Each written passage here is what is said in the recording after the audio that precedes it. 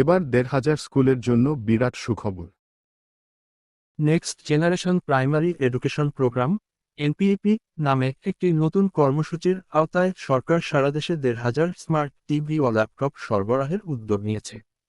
এসব smart TV ও laptop সরকারি বিদ্যালয়ের প্রাথমিক শ্রেণীতে দেওয়া হবে। সংশ্লিষ্টরা বলছেন, প্রাথমিক শিক্ষা অধিদপ্তর ডিপিই ৪-এর অধিক বয়সী শিশুদের জন্য পরিচালিত প্রাথমিক শ্রেণীর শিক্ষাকে আরও কার্যকর ও আধুনিক করার জন্য এমন পরিকল্পনা গ্রহণ করেছে। বুধবার ৩০ এপ্রিল প্রাথমিক শিক্ষা অধিদপ্তরের পরিচালক policy and operations Mohammad Kamrul Hasan সই করা এক বিজ্ঞপ্তিতে এ তথ্য জানানো হয়েছে। এতে জানানো হয়েছে, এরই মধ্যে কর্মসূচির খসড়া উন্নয়ন প্রকল্প প্রস্তাব ডিপিপি প্রস্তুত করা হয়েছে। সেখানে শিক্ষার মানোন্নয়নে স্মার্ট টিভি ও ল্যাপটপ সরবরাহের বিষয়টি অন্তর্ভুক্ত করা হয়েছে। এসব প্রযুক্তি ব্যবহারের মাধ্যমে প্রাথমিক শ্রেণীর শিক্ষার্থীদের শেখার অভিজ্ঞতা আরও আনন্দদায়ক ও কার্যকর হবে বলে মনে করছে অধিদপ্তর। তবে স্মার্ট টিভি ও ল্যাপটপ সরবরাহের যেসব বিদ্যালয় নির্দিষ্ট শর্ত পূরণ করবে, সেগুলোকে অগ্রাধিকার দেওয়া হবে।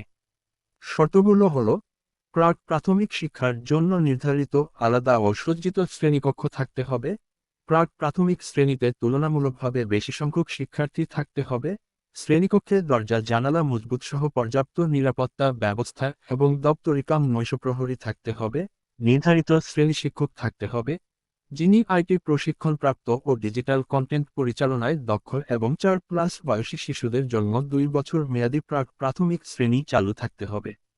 বিভাগভিত্তিক যে বরাদ্দের সিদ্ধান্ত, জানা গেছে, প্রতিটি বিভাগ থেকে নির্ধারিত সংখ্যক বিদ্যালয় নির্বাচন করা হবে।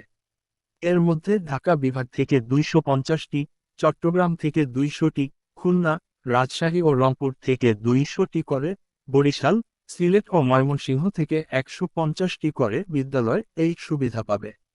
৪ মের মধ্যে তালিকা পাঠানোর নির্দেশ।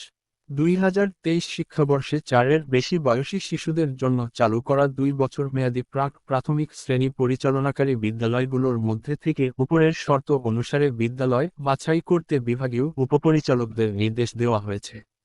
নির্বাচিত বিদ্যালয়ের তালিকা নির্ধারিত তথ্যছকে পূরণ করে আগামী ৪ মে মধ্যে ইমেল dpe-primary@gmail.com এবং হার্ড কপি উভয়ভাবে পাঠাতে বলা হয়েছে।